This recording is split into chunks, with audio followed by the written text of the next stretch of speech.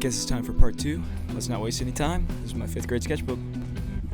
5th grade Hayden was obsessed with middle school, the worst years of my life, and it shows throughout the 5th grade sketchbook. The sketchbook consists of mainly 2 different things, either wacky characters or comic book ideas.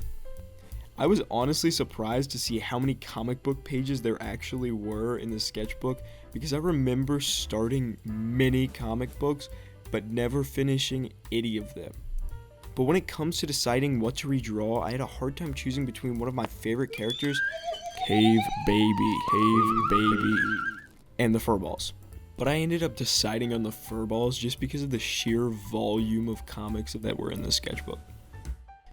The weirdest thing about the Furballs is that it didn't start as a comic series. It started as those little fluffy things you'd use to craft and stick on stuff that I just one day decided to bring to school with me and treat it as a pet, keeping it in my desk and washing it with hand sanitizer. Eventually I got it to catch on, and almost everybody in my class had a Furball in and or on their desk. This inevitably led to us creating lore around the Furballs, and we treated the fluffy balls as a somewhat Pokemon card type system where we'd fight them and then trade them.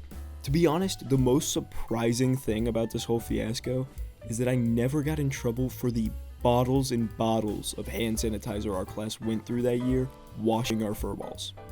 But alas, the drawing's finished. Here's my somewhat gruesome take on the Furballs. Looks like 6th grade's up next. See you then.